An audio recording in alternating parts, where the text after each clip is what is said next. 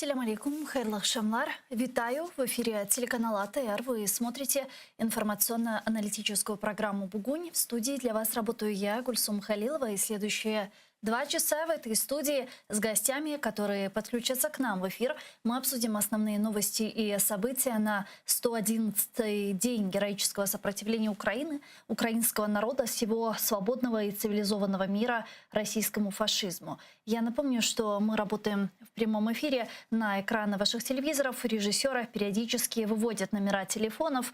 +3 8067 63 46 130. Это наш номер. Можете звонить к нам абсолютно бесплатно по Вайберу, либо можете присоединяться по скайпу. atr.tv — это наш адрес. Если вам есть что сказать, звоните, задавайте ваши вопросы. Нам важен ваш голос. И не забывайте подписываться на наш YouTube-канал. Там мы вещаем как в онлайн-режиме, так и выкладываем самые интересные фрагменты из наших эфиров. Выкладываем практически все наши программы в записи. Если вдруг вы не успели посмотреть в прямом эфире, заходите на наш YouTube-канал, смотрите нас там и не забывайте ставить лайки под программами. Это поможет нам продвигать наш YouTube-канал, и таким образом все больше и больше людей смогут увидеть наши программы и новости, которые мы делаем, которые непосредственно связаны с временно оккупированным полуостровом Крым.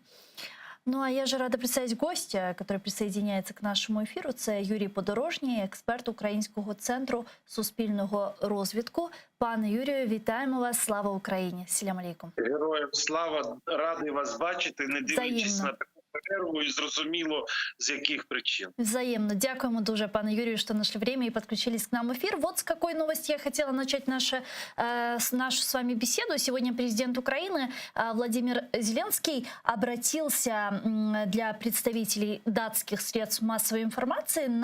В этом обращении Зеленский заявил, что в любой момент готов к переговорам с президентом России Владимиром Путиным, с посредниками или без них, об окончании войны и выходе российских войск с украинских территорий. Как вы оцениваете шансы на данном этапе от подобных переговоров?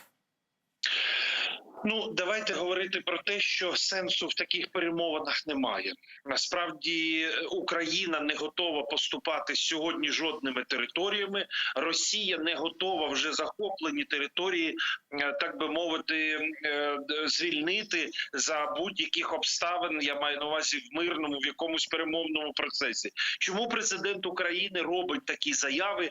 Вони є дуже важливими. Ми дійсно Україна, яка готова до будь-якого мирного процесу. Потрібно їхати в Мінськ до гауляйтера Лукашенка. Ми їхали в Білорусь на перемовини. Потрібно було їхати в Стамбул. Ми готові були їхати туди, і ми брали участь в цих перемовинах. Завтра ще якийсь з'явиться формат. Ми готові йти на мирний перемовний процес. Україна ніколи не відмовлялась від того, щоб знаходити компроміси, а не ціною людських життів, не ціною зруйнованих міст, не ціною відрізаних територій, а завдяки перемовному процесу. Інше питання, що наші візаві не готові, власне, чути українську позицію, а вона дуже на сьогоднішній день проста. Ми маємо мати територіальну цілісність країни. Принаймні на першому етапі перемовин ми готові говорити про статус-кво на 23 лютого, про це заявляв президент, з чим я не погоджуюсь, але це офіційна позиція Києва, озвучена президентом Зеленським. І, звісно, нам хотілося б мати мирний процес, який би привів до повернення абсолютно всіх територій станом на 1991 рік чи станом на 2013 рік. Ну, а как вы думаете, есть ли смысл даже в таком мирном процессе? Потому что если посмотреть Минск-1 и Минск-2, это тоже были мирные договоренности, которые, казалось бы, да, предусматривали довольно правильную дорожную карту, там прекращение огня, вывод российских войск с территории Украины, установление контроля Украины над российско-украинской границей, демилитаризацию, верификацию демилитаризации. Да, вроде красивые и правильные слова, однако это все затянулось на 8 лет. Нужны ли снова вот такие переговоры? На 8 років, де не було гарячої фази війни, де не гинули тисячі людей, Мирний процес, він завжди потрібен. Ми не повинні уступати ворогу не в військовій частині, не в якійсь намаганні просуватись по своїй території, виганяючи ворога, але розмовляти ми мусимо. Я трошки цинічно зараз скажу, но вибачте, ми навіть для наших європейських і західних партнерів маємо демонструвати, що ми готові на мирний процес. Бо що нам скажуть в Парижі, Берліні, Вашингтоні чи, не знаю, в Стамбулі, якщо ми будемо казати, та ні, про що говорити з росіянами? Ну, зрозуміло і так, і в Стамбулі, і в Вашингтоні, і в Парижі, що нема про що з росіянами говорити. Але українці мають демонструвати своє прагнення до миру, і таким чином, так, ми поїдемо на мирний процес, на мирні перемовини, ми будемо обговорювати питання мирного процесу, але ми не готові поступатись своїми територіями, людськими життями. Ми не готові сьогодні гратись в російську гру, в російську рулетку, бо насправді всі ці перемовини – це і є та російська рулетка, яка є. Але тим не менше, Україна має демонструвати свою миролюбність. Не ми починали війну, не ми хотіли вбивств і, вибачте, руйнувань міст, не ми хотіли відторгнення і анексії територій, але ми маємо поставити крапку в цьому і військовим шляхом, і мирним шляхом, тобто в процесі мирних перемовин. Тому, як би нам не здавалось незрозумілими, навіщо ці мирні перемовини, або взагалі перемовини з росіянами, бо я ж і почав розмову з того, що сенсу немає в цих перемовинах. Ну, здесь же возникает вопрос, ну а зачем переговоры, процесс ради процесса, как это было с Минскими соглашениями, которые ни к чему не привели, к сожалению, на протяжении 8 лет? Это была, можно сказать, даже такая профанация со всех сторон. И в частности, мы видели, как Россия саботировала все, что можно было, и даже наши западные партнеры в неком смысле подталкивали нас к созданию возможной конфедерации в нашей стране. Поэтому многие эксперты сейчас говорят о том, что если садиться за стол переговоров с Россией, то это только для принятия капитуляции со стороны страны-агрессора. Ну, давайте говорити так, що Мінський перемовний процес, хоча б тому сьогодні нам США, Європа надає зброю і допомогу, тому що був Мінськ-1 і Мінськ-2, де ми домовлялись про щось з росіянами. Росіяни не тільки не дотримались цих домовленостей, але й розпочали широкомасштабну війну.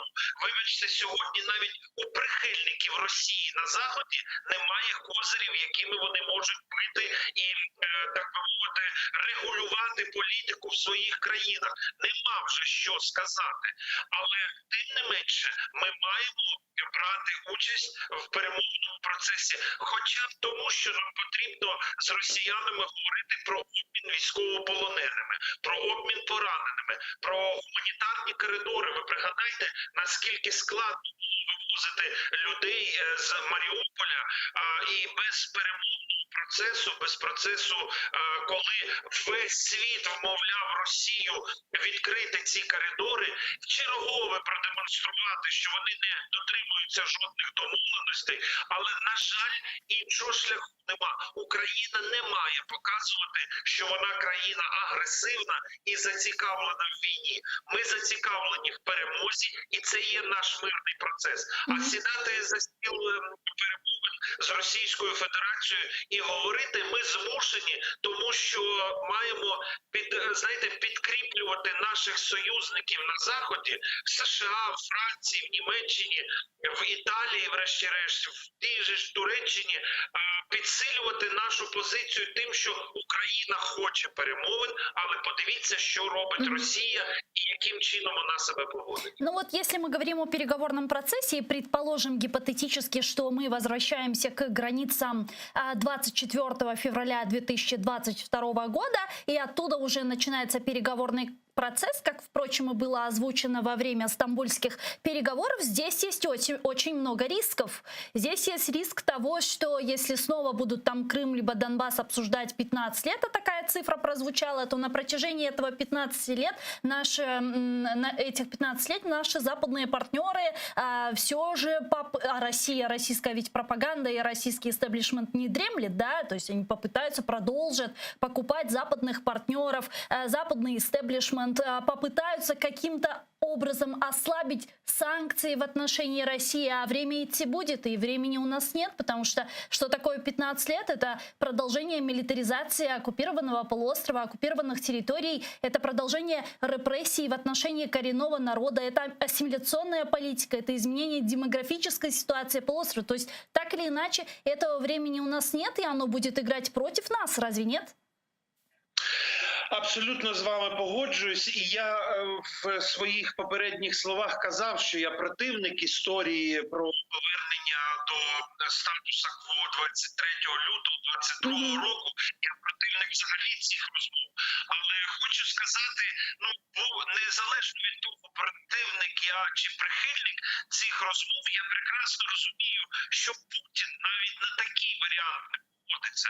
Вибачте, він фізично не залишиться на своїй посаді, якщо хтось від його імені розпочне перемовини про повернення кордонів до 23 лютого. Ну як ми собі уявляємо, сьогодні російська армія, що після перемовного процесу збереться і залишить Херсонську область, залишить Маріуполь, чи повернеться до лінії розмежування станом на 23 лютого. Ні, ми маємо говорити і, знаєте, із цих перемовин створювати таку профанацію і показувати західним партнерам, що так, ми розмовляємо, але ми не готові йти на такі умови, які пропонує Росія. Ми розуміємо з вами, прекрасно розуміємо, що сьогодні насправді світову політику і політику світу щодо Росії визначає не Київ і Зеленський, не Байден і Вашингтон, не знаю, Париж, не Берлін і не Стамбул. Збройні сили України сьогодні визначають, які будуть перемовини. Так, вот Турция, вы упомянули Турецкую республику, которая сейчас выступает в роли посредника в войне между Россией и Украиной, и в частности по вопросу разблокирования украинских портов для экспорта нашего зерна. Как вы думаете, будут ли какие-то успехи в этом вопросе со стороны Турции? Можем ли мы вообще рассчитывать на какие-либо гарантии, которые нам дадут наши западные партнеры именно в этом аспекте? Ні, я не бачу тут перспективи. Навпаки, я бачу сьогодні з боку Туреччини загравання з Російською Федерацією в цьому питанні. Дивіться, останню зустріч Лаврова своїм колегою в Стамбулі, міністром закордонних справ. Я не бачу тут просування. Навпаки, сьогодні Туреччина розпочинає свою дуже серйозну гру на Близькому Сході, якраз хоче скористатись тією ситуацією послаблення уваги до Сирії з боку Вашингтона, з боку Москви і зіграти, очевидно, на цьому всьому свою ще гру. Звісно, нам би хотілося в Україні, в Києві бачити більш активну позицію, тим більше, що сьогодні в руках Туреччини можливість заблокувати Російську Федерацію на півдні. Я маю на увазі і газопостачання, я маю на увазі і Босфори, Дарданели, обмеження взагалі пересування російського флоту і надання можливості заходу флоту країн НАТО в Чорне море. Тут і більш активна робота могла би бути і з Румунією. Давайте не забувати, що у Туреччини сьогодні, дуже багато важелів, які б вона могла використати тиску на Російську Федерацію. А я на сьогоднішній день з боку Анкари бачу таке підігрування росіянам для вирішення своїх власних питань, які не менш важливі для Анкари, ніж війна в Україні. Нет ли у вас ощущения, что все-таки на каком-то этапе Турции придется выбирать и придется отказаться от этой политики балансирования? Ну, ви знаєте, я як історик вам скажу, що Туреччина в відносинах з Україною завжди, і не тільки з Україною, а й з Російською Федерацією, завжди вміла грати в коротку. То Путіна оголошували ворогом номер один, збивали літаки, Путін оголошував Туреччину ворогом номер один. Через кілька місяців вже всі братались, обнімались і так далі і тому подібне. Тому я думаю, що щодо Туреччини треба дивитись і розуміти, що вони будуть свої стратегічні інтереси реалізовувати, які в першу чергу сьогодні знаходяться на Близькому Сході і в Сирії. А вже глобальна інша політика, вона буде такою політикою торгів. От візьміть Швецію, Фінляндію сьогодні і блокування з боку Туреччини, їх вступ до НАТО. Я думаю, що це звичайна торгівля, яка закінчиться в кінцевому підсумку розширенням НАТО. Ну, а что делать с продовольственной безопасностью? Что сейчас делать вот с тем голодом, который грядет как на территории стран Африки, так и, собственно, если мы говорим о возможном миграционном кризисе, о дестабилизации Европейского Союза? Ну, я би не називав це питання голодом. Так, це є серйозна проблема, але, вибачте, це сьогодні не наша проблема. Ну, нехай Туреччина і країни НАТО сідають і домовляються з Російською Федерацією про те, щоб вони відвели свій флот від наших територій, а не слухали з посмішками про те, як Путін розповідає, що це українці винні, бо ми, бач, замінували порти. Вони нагнали флот в Чорне море, не може українські кораблі просуватись. Вони, так би мовити, зруйнували вже один порт, Маріуполь, я маю на увазі, на Синьку зруйновано. Немає такого порту сьогодні. Так ще й на Заході дозволяють Лаврову спокійно оголошувати про те, що це ще Україна в чомусь винна. Бачиш, ми замінували порти, із-за того зерна не буде. Ну, знаєте, в цю гру вже не вірить ніхто, але й дозволяти собі вести перемовини в такому ключі для мене... Пане Юрію? Я так понимаю, что у нас небольшие технические неполадки. Сейчас попробуем их устранить и продолжить нашу беседу с паном Юрием Подорожным, экспертом Украинского центру Суспільного розвитку. Я пока напомню, что мы работаем в прямом эфире, и вы можете в любой момент к нам звонить и подключаться. Пане Юрію, та я чую вас, будь ласка. Так, от ці останні перемовини для мене, якщо чесно, були таким ляпасом Україні з боку Туреччини. Не можна собі не можна собі сьогодні дозволяти, навіть шукаючи якусь економічну, стратегічну або глобальну вигоду, таким чином вчиняти, тим більше, що ми справді в Києві розраховуємо на більш активну підтримку з боку Анкари. Но ведь с другой стороны, учитывая географическое положение, я тут не хочу, конечно же, выступать адвокатом Турецкой Республики, но так или иначе, учитывая географическое расположение самой Турции, непростые отношения с Западом, непосредственно Соединенными Штатами Америки, тяжелые ситуации на Ближнем Востоке и вовлечение туда, в эти процессы Турции, миграционный кризис в Турции, инфляция и так далее. И при этом всем Турция закрывает Босфор для российских судов и кораблей, что также имеет для нас важное стратегическое значение, разве нет? Ну, дивіться, звісно, можна шукати в кожній країні плюси і мінуси для України в їх політиці сьогодні. Ми ж з вами розуміємо, що і Америка могла б більш активно допомагати Україні. І ми мали б вже тут сьогодні мати такі види озброєнь, щоб росіяни навіть не хотіли оце убойне м'ясо вести сюди.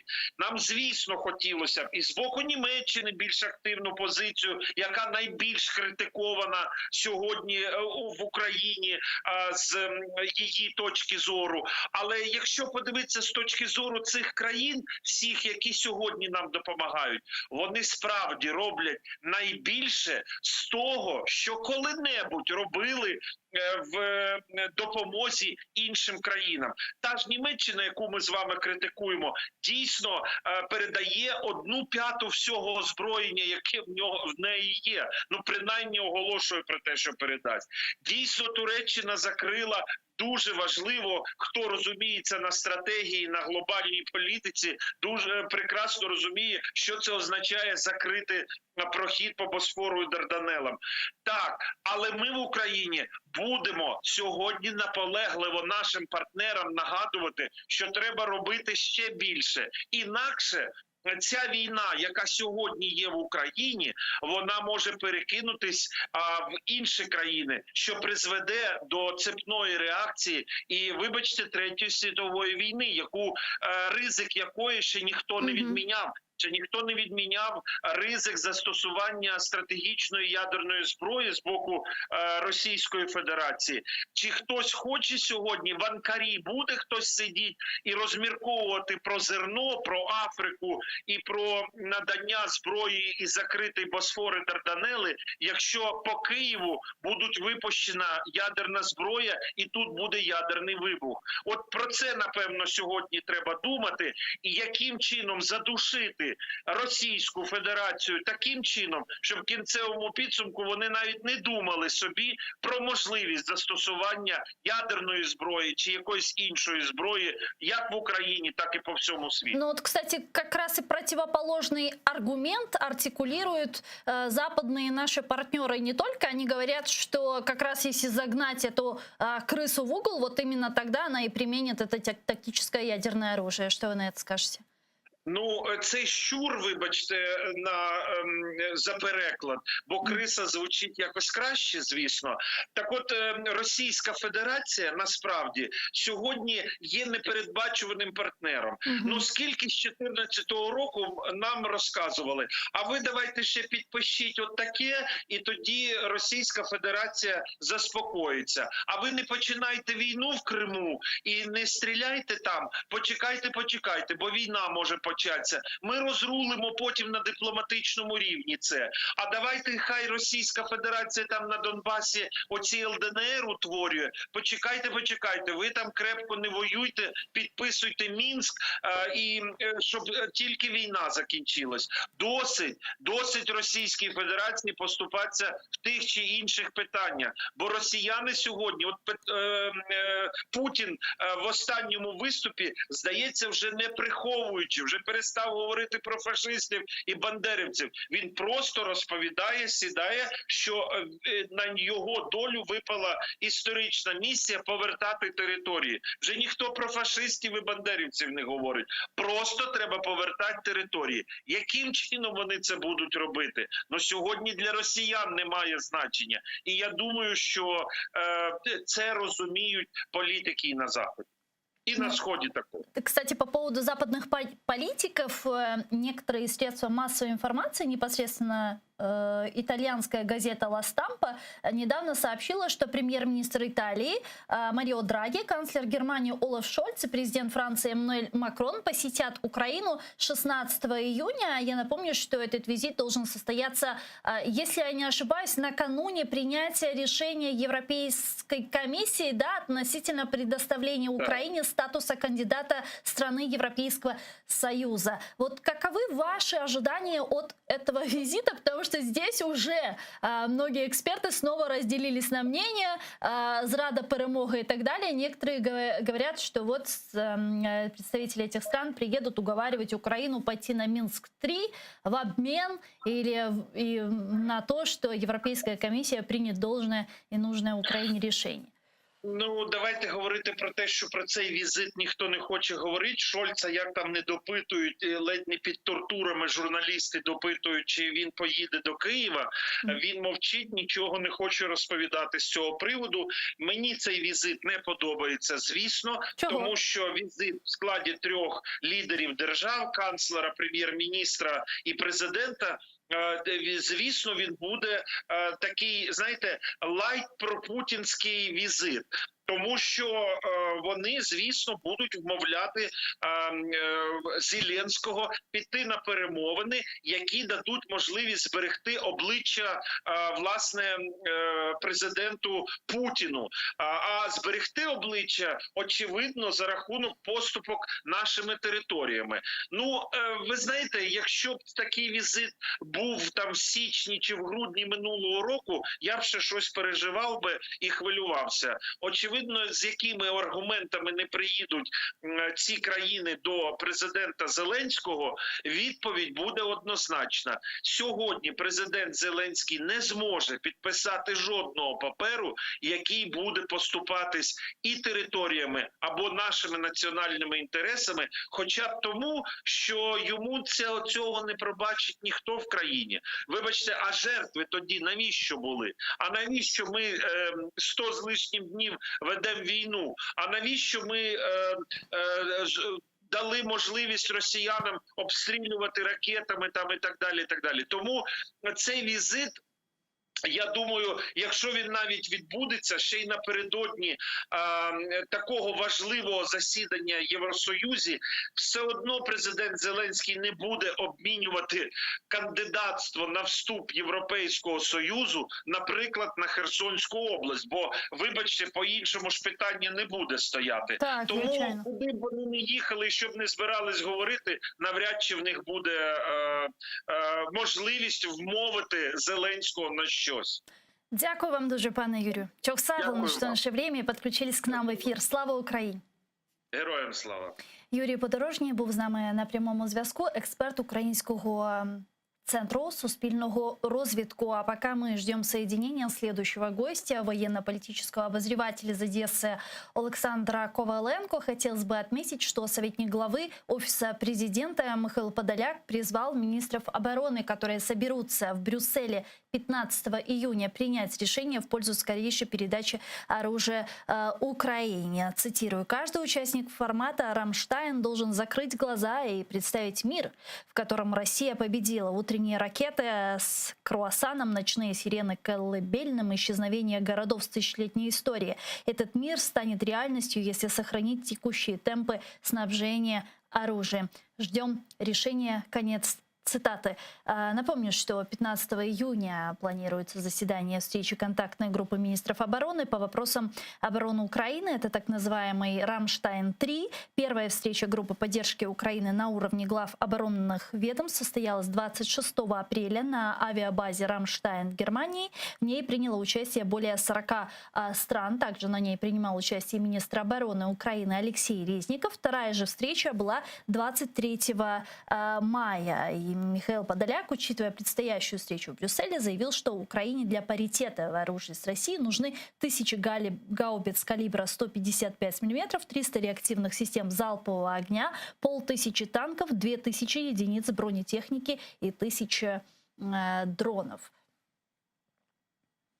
Да, я так понимаю, что мы все еще ждем соединения следующего гостя, Александра Коваленко. И пока я напоминаю, что мы работаем в прямом эфире на экраны ваших телевизоров. Режиссеры периодически выводят номера телефонов. Вы можете звонить к нам, задавать ваши вопросы. Нам важен ваш голос. Как мне подсказывают наши гостевые редакторы, с нами сейчас пан Олександр Коваленко, військово-політичний оглядач з Одеси. Пане Олександре, вітаємо вас. Селям алейкум. Добрый день.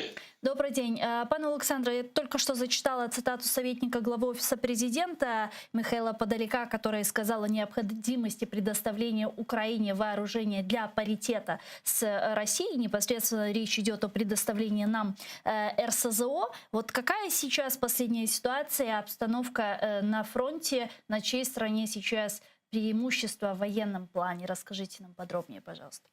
Если говорить по количеству техники, в частности, если мы подразумеваем артиллерию, как ствольную, так и реактивную, то, конечно же, на сегодняшний день преимущество у российских оккупантов. Это, в принципе, вполне ожидаемо и логично, поскольку армия Российской Федерации, она значительно превышает по своим возможностям, техническим возможностям, возможности вооруженных сил Украины. Это, опять-таки, фактически безграничное наследие Советского Союза, реактивные системы «Ураган», «Смерч», БМ-21 «Град». а также достаточно широкая номенклатура ствольной артиллерии калибров 152 мм, 122 мм и так далее. То есть, к сожалению, да, на сегодняшний день ситуация не на пользу защитников Украины, именно если мы говорим о количестве. Но, с другой стороны, следует понимать еще и качество, поскольку мы можем наблюдать такие моменты, когда российские оккупанты уже даже с консервацией начинают снимать старые советские 152-миллиметровые гаубицы Д-20, которые в свое время выходили именно как на замену после Второй мировой войны старых советских МЛ-20. Фактически сразу они после Второй мировой войны вводились. И непосредственно боеприпасы в значительной степени, которые снимают с хранения и консервации, они фактически на 20-30% просто непригодны к применению от общего количества, которое передается российским оккупантам на фронт. Но тем не менее у них их просто огромное количество, бесконечное количество. И это, скажем так, лишь небольшой позитив в большой бочке дегтя. А как вы думаете, вот почему все-таки наши западные партнеры в вопросе предоставления нам определенного оружия, да, там в виде гаубиц калибра 155 миллиметра, там реактивных систем залпового огня и так далее, настолько медлят? Ну, скажем, насчет гаубиц 155 миллиметра я не совсем согласен. У нас достаточно большое количество было передано буксируемых М777. Нам достаточно активно поставляются сейчас М109, а также польские самоходные артиллерийские установки «Краб». Аналогично начинается поставка, и, мне кажется, их будет достаточное количество, даже больше, чем у самой польской армии. Проблема заключается в другом. Проблема, в первую очередь, заключается в реактивных системах залпового огня, в частности, это комплексы М270 и М142, которые нам в таком большом количестве не поставляют, пока что только штучно. И если уже непосредственно о ствольной артиллерии, то, конечно же, эта речь заходит о САУ самой Германии. Германия на поставки САУ, она крайне, ну, скажем так, неоднозначно реагирует. С одной стороны, постоянно нас кормит завтраками и обещают, а с другой стороны, мы ее тяжелого вооружения как не видели, так и не видим. Если мы говорим о последних боевых действиях, и если посмотреть на карту боевых действий, сегодня мы видим, как наиболее ожесточенные бои продолжаются на восточном направлении от наших границ. Непосредственно идут даже уличные бои в Северодонецке. Президент Украины Владимир Зеленский совсем недавно сообщал о том, что вот в Северодонецке сейчас решается судьба Донбасса. Почему этот город и защита обороны этого города, освобождение его от оккупантов имеет такое важное стратегическое значение для Донбасса? В первую очередь, это один из логистических узлов, позволяющий, опять-таки, благодаря мостам переходить на другую сторону региона, опять-таки, без форсирования водных преград. Но это лишь один из элементов. Для российских оккупантов Северодонецк, Лисичанск являются основными, скажем так, населенными пунктами, которые они могут после оккупации заявить, что фактически замкнули там какую-то гипотетическую историческую границу некой так называемой ЛНР. Для них сейчас основная цель это и есть выход к административным границам Луганской и Донецкой областей, которые они называют вот этими гипотетическими какими-то границами так называемых ЛНР и ДНР. То есть фактически, по сути, это больше даже в какой-то степени пропагандистский момент для них, нежели что-то большее, более масштабное. Но, тем не менее, в том числе имеются и тактические, и стратегические моменты значения этих населенных пунктов. Например, мы можем очень так разительно заметить, как насколько российские оккупанты стремятся захватить Северодонецк, что даже 30 мая они заявили о том, что оккупирован город устами наемников, боевиков Рамзана Кадырова. Но на сегодня это 14 июня, а Северодонецк не контролируется российскими оккупантами. Почему? потому что вооруженные силы Украины заняли наиболее выгодную, наиболее тактически и стратегически выверенную позицию. Это промзона для ведения оборонных действий. И именно этим они не дают полностью взять под контроль город российскими захватчиками. Помимо этого, регулярно осуществляя контрнаступательные действия в самой городской черте, пользуясь своими навыками ведения городского боя, что на самом деле у российских оккупантов всегда, но оно получалось не самым лучшим образом. То есть вот именно комбинация оборонных и контрнаступательных действий в Северодонецке на сегодняшний день привели к чему? Российские оккупанты фактически уже более чем 2 недели не продвигаются дальше этого населенного пункта, который на самом-то деле не такой-то уж и большой. Это небольшой городок, по правде сказать. Но учитывая то, что они наибольших группировок своих батальонно-тактические группы и так далее, наибольшее количество техники, артиллерии, у них не получается на сегодняшний день оккупировать этот городок. Но фактически они в нем заблокированы. И в этом может быть даже больше, чем просто тактическое значение города. Мы фактически их затормозили более чем на 2 недели их продвижения с учетом этого колоссального перевеса сил и средств в их пользу. А когда мы сможем их оттеснить и от чего это будет зависеть? На мой взгляд, тоже очень важную роль в вопросе оттеснения их от Северодонецка играет предоставление Украине как можно быстрее, как можно большего количества дальнобойного высокоточного оружия. Многие говорят, про, опять-таки, те же самые реактивные системы залпового огня М270 и М142. Говорят, какие они классные, какие они высокоточные, бьют на 70 километров, но при этом очень редко подчеркивают именно с тактической позиции, что они решают, что они дают, почему они нам так нужны. Дело в том, что если мы говорим, например, о линии фронта, ведении боевых действий на линии фронта, то в большинстве своем сейчас там играет роль артиллерия. Ствольная, реактивная. У Украины есть небольшое преимущество перед российскими оккупантами в ствольной артиллерии. Заключается оно в гаубицах М777, которые максимально могут наносить удары на дальность до 40 километров и имеют высокую точность отклонения до 5 метров. Но при этом это не означает, что мы их используем прямо от линии фронта, прямо на 40 километров в глубину. А мы должны подразумевать буфер безопасности около 10 километров, чтобы эти гаубицы не были уничтожены контрбатарейной деятельностью, либо авиационным налетом, и тем более, чтобы не были захвачены как трофей. То есть фактически у нас эффективная линия огня, дальность огня 30 километров.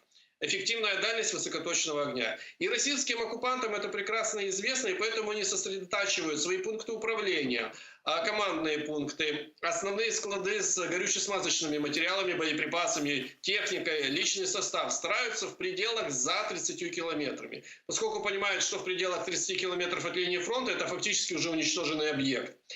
И если на сегодняшний день мы получаем М270 или М142 с дальностью до 70 километров и той же точностью почти отклонения до 5 метров, то фактически мы отодвигаем всю их логистику основную километров на 50 или на 60 от линии фронта.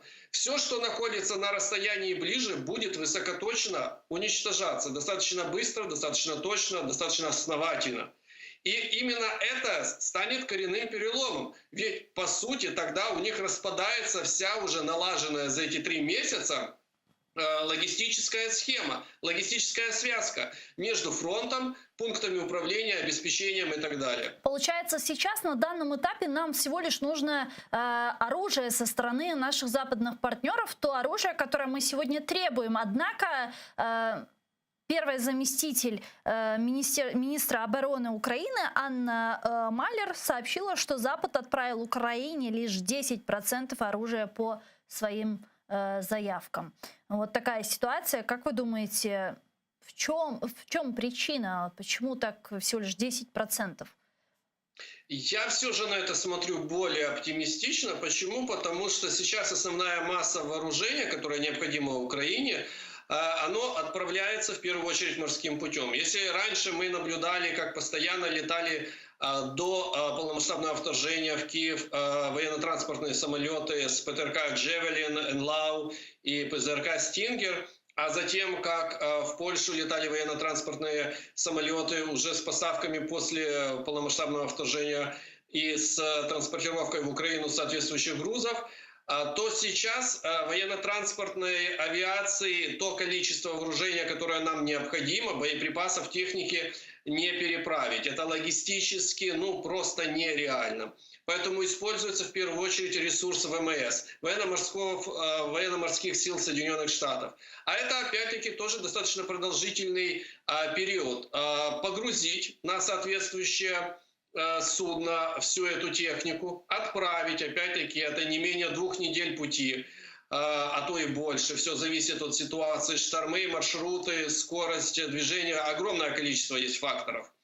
А затем прибытие в один из европейских портов, разгрузка и отправка, опять-таки, железной дорогой, например, либо, в первую очередь, конечно же, по железным дорогам, европейским железным дорогам, в основные логистические узлы, которые являются транзитными, откуда это уже будет оружие отправляться в Украину. То есть фактически до того момента, когда заработает полномасштабно поставка вооружений в Украину, чтобы это замечалось, было заметно, осязалось материально, скажем так, физически, а не только на словах, то должно пройти определенное количество не только времени, но и прийти определенное количество военно-транспортных кораблей в порты Европы, чтобы вот этот непосредственно круговорот поставок, он стал уже замкнутым и имел замкнутый цикл. А пока что мы этого не ощущаем, потому что к нам еще не пришли даже первые составы с первой разгрузки первого военно-транспортного корабля. И вместе с этим, пан Александр, еще один важный вопрос, который сейчас очень активно обсуждается в средствах массовой информации. Не только странные заявления самопровозглашенного президента Беларуси Александра Лукашенко и вытекающие из этого возможное нападение снова на северную часть Украины и включение уже официально в эту войну Беларуси. Что вы думаете по этому поводу? Может ли стать такое, что Александр Лукашенко уже официально вступит в эту войну и снова будет наступление на Киевскую область? И не только. Говорить-то он может все, что угодно, конечно. А если у него для этого возможности и ресурсы? На сегодняшний день, если мы будем говорить о армии Беларуси, то это фактически боеспособных, условно боеспособных 20 батальонно-тактических групп. Это сколько тысяч? 18? Сколько это? Это меньше 20 тысяч человек. Ага. А батальонно-тактическая группа, в зависимости от ее цели, может быть 500, 600, 800 человек. Это, я же говорю, более-менее боеспособные. Есть и остальные части и подразделения, которые и менее под вообще понятие более-менее боеспособные даже не подходят. Почему? Потому что фактически белорусская армия, ее так и называют, это бумажная армия, без боевого опыта, без каких-либо действительно достижений в области современных боевых действий, участия в каких-то, даже банально миротворческих операциях какого-то масштаба глобального, миротворческих операциях ООН в каких-то таких конфликтах достаточно серьезных, как Ирак. Да? Собственно, белорусская армия на сегодняшний день, если ее условно взять в этот предел 20 батальонно-тактических групп, то что это? Это даже не бледная тень той оккупационной группировки, которая вводилась в феврале на север Украины российскими оккупантами. Напомню, что тогда было использовано почти 40 батальонно-тактических групп, наиболее боеспособных, наиболее современным вооружением подразделений российской армии.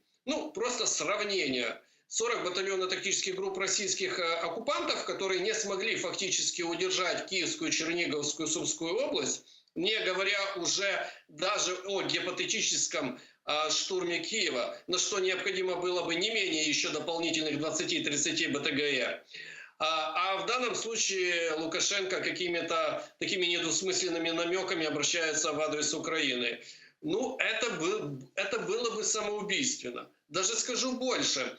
Если как-то предположить, что Российская Федерация может оказать поддержку белорусской армии в этом суицидальном прыжке с края пропасти, то важен момент. Сейчас российская армия это как раз выводит свою технику, в особенности оперативно-тактические ракетные комплексы «Искандер», а также подразделения из Беларуси, которые там размещались, перебрасывают в Белгородскую область и именно направляют на территорию Украины для участия в боевых действиях. То есть, наоборот, ослабляют свою группировку, находящуюся сейчас в Беларуси. То есть в таком случае нападение со стороны Беларуси и возможный гипотетический штурм Киева, Киевской области сводится к минимуму, можно сказать. Да, угроза минимальна, а про штурм Киева я в принципе даже не стану говорить. Я не зря упоминал период февраля-марта 2022 года, когда были временно оккупированы Черниговская, Киевская, Сумская область. Тут очень важный момент. Такой город, как Сумы, такой город, как Чернигов. Российские оккупанты, несмотря на непосредственную их близость к границе, и фактически эти города находились у них на пути, они не смогли их захватить, они не смогли их оккупировать. Хотя, опять-таки, эти города в разы меньше, чем Киев. Поэтому говорить, если о Киеве, то это вообще чуть ли не должна быть особая войсковая операция, достаточно масштабная. И у Белоруссии близко никогда не будет таких ресурсов, чтобы обеспечить нечто подобное. Дякую вам дуже, пане Олександре. Чохсагулно, що знайшли время і підключились к нам в ефір. Слава Україні! Героям слава! Олександр Коваленко, військово-політичний оглядач, був з нами на прямому зв'язку. Російська пропаганда перекрутила, как обычно, слова генерального секретаря Североатлантического альянса Янса Столтенберга о возможностях окончания войны России против Украины. Об этом сообщили в Центре противодействия дезинформации при Совете национальной безопасности и обороны Украины. Там пишут следующее. Столтенберг заявил, что мир в Украине возможен. Вопрос в том, какой будет его цена, сколько территорий свободы и демократии мы готовы заплатить за этот мир. Конец цитаты Столтенберга. Аналитики отмечают, что российские пропагандисты сделали очень своеобразный перевод и опубликовали слова генсека НАТО в собственной интерпретации. Дескать, мир в Украине возможен, если Киев пойдет на территориальные уступки, пишет Роспропаганда, чего Ян Столтенберг, естественно, не говорил. И тем временем союзники Украины все же разделились во мнениях по поводу завершения войны с Россией. Среди стран НАТО существует как минимум несколько позиций относительно того, как действовать дальше. Об этом пишет Reuters. Там пишут: Италия, Венгрия выступает за скорейшее прекращение огня, невзирая на условия. Польша, страны Балтии требуют добиться однозначного поражения России. Франция и Германия выступают за переговоры с Путиным при сохранении санкций. И Соединенные Штаты стремятся ослабить Россию, но не добиваться смены режима. Вот поговорим относительно позиции Соединенных Штатов Америки з Юрієм Рашкіним, депутатом окружних зборів округу Рок у штаті Вісконсин. Він зараз з нами на прямому зв'язку. Пане Юрію, вітаємо вас. Салям алейкум. Слава Україні. Героям славы. Гульсум, я очень рад быть у вас в эфире. Я, правда, сейчас в Берлине, так что вот у меня такая новая перспектива. Я посещаю несколько стран и могу вам об этом рассказать. Взаимно, мы тоже рады вас слышать. И супер, это отлично. Как раз мы хотели поговорить в том числе о Берлине, учитывая, что Олаф Шольц планирует посетить Киев. Но начнем сначала с Соединенных Штатов Америки. Там, вот я зачитала сейчас информацию средств массовой информации западных, которые там сказали, что Соединенные Штаты стремятся ослабить Россию, но не добиваться смены режима и таким образом добиться мира в Украине. Как действительно в Соединенных Штатах Америки видят этот мир, вот завершение этой войны? Есть ли какая-то, возможно, четко сформулированная теза? Знаете, я не думаю, что есть какая-то четко сформулированная теза, кроме того, что Украина будет решать условия, как это и когда эта война закончится, и эту войну выиграет Украина, а не НАТО и не Соединенные Штаты. Поэтому мы все здесь помогаем Украине по мере возможностей. Но в каждой стране, в которой я был, я вижу, что есть, в общем-то, разница между как себя чувствуют люди и как себя чувствуют и что их делают по этому поводу политики. И это просто как бы, ну, это факт, потому А что что в вы имеете в Соединенных виду? Штатах... Можете раскрыть, пожалуйста? Что вы имеете в виду? Пожалуйста. Да. Мне кажется, что в Соединенных Штатах, хотя люди наши, в принципе, поддерживают Украину и абсолютно, так сказать, без вопросов стоят с народом Украины, наше правительство сейчас ведет себя намного более активно, чем мы даже привыкли видеть в таких ситуациях. Хм. С другой стороны, я был в Вильнюсе, и я был в Риге, и я вижу, что там люди ведут себя очень-очень, они, так сказать, ну, чувствуют, что они просто находятся в прифронтовой зоне. И это было просто невероятно. И частично потому, что столько беженцев в странах Балтии из Украины. И, соответственно, это отражается на всей как бы ситуации. Все страны становятся более не только проукраинские, просто пропорция населения там такая. С другой стороны, я был в Бельгии и в Голландии, и сказать, что там везде украинские флаги, я не могу, так как они вот в странах Балтии. Там как-то более спокойно, но тоже вроде бы все за Украину, иногда видны украинские флаги. А в Германии я просто поражен, насколько много украинских флагов. Я хожу тут в футболке, на которой написано «Героям слава, слава Украине, героям слава». И регулярно я слышу людей, которые говорят, так сказать, «Героям слава, слава Украине», я отзываюсь. То есть здесь есть поддержка от людей, здесь люди видят беженцев, и поддержка от рядовых немцев просто невероятна. Я не ожидал, что люди, про которых я из Соединенных Штатов, вот про Олаф Шолц, можно сказать, массу плохого и так далее, но то, что я вижу от рядовых немцев, просто меня поражает, насколько они за Украину, они против Путина. И 24 февраля, видимо, у них что-то щелкнуло, и они просто не в состоянии теперь уже как бы видеть Путина как человека, с которым можно договариваться, с которым можно вести бизнес и так далее. Но что делает их канцлер? Это, видимо, отдельный разговор. Да, кстати, что вы думаете по поводу действий правительства Германии, немецкого Бундестага, и оправдана ли критика президента Украины к Шольцу? Как сказать, я очень осторожно отношусь к заявлениям политиков со всех сторон. Поэтому то, что я вижу здесь, это страна, которая, с одной стороны, пережила невероятное разрушение, и в Западной Германии, естественно, от рук еще к тому же и союзников. Во время Второй мировой войны, которые разгромили, разрушили Германию, и эта страна, теперь у меня ощущение, они как-то очень негативно относятся и к войне, и к тому, чтобы воевать, и к оружию, и к тому, чтобы воевать с теми, с кем они воевали в прошлом. Все это вызывает невероятно болезненную реакцию в обществе. С другой стороны, люди абсолютно хотят помочь. Поэтому вот такая комбинация, возможно, это говорит о том, что каждая страна, когда у нас есть союзники, то каждый союзник должен помочь тем, чем может. И, возможно, ожидать от Германии военной помощи, но чуть-чуть нереалистично.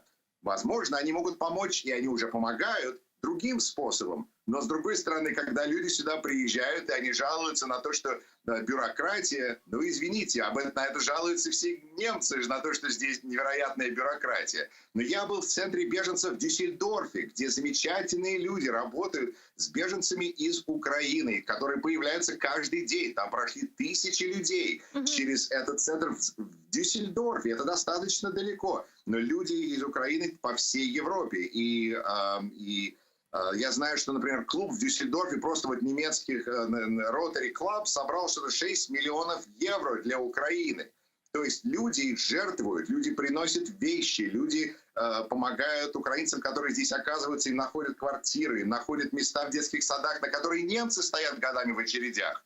А беженцам из Украины сейчас дается все, что есть. Так что это как бы не надо забывать. А то, что политики говорят, ну, политики решают свои личные проблемы и как бы пытаются что-то из этого, так сказать, сделать. Ну, естественно, мы понимаем, что каждая страна в первую очередь преследует свои национальные интересы, и все равно в этой войне Россия против Украины делает все, что в ее силах и в ее руках. Вот как вы думаете, действительно ли сегодня вот все партнеры Украины, они делают как раз именно то, что в их руках, или же все-таки в каких-то аспектах преобладают коммерческие интересы ряда правительств? Понимаете, если бы это были авторитарные государства, то было бы все просто. Если лидер сказал, вот так будет, значит так и будет, потому что это тоталитарное государство. А мы имеем дело с так называемым Западом, который на самом деле просто означает демократические страны, в которых есть разные сегменты населения, которые у них разные точки зрения, и поэтому это все время будет в таком живом состоянии, которое как бы нет четкой определенности, которая никогда не изменится. А то, что определенные политики делают заявления под давлением, потом пытаются как бы это оттянуть, они думают о следующих выборах. Конечно, каждый политик будет думать об интересах своих избирателей, своей страны.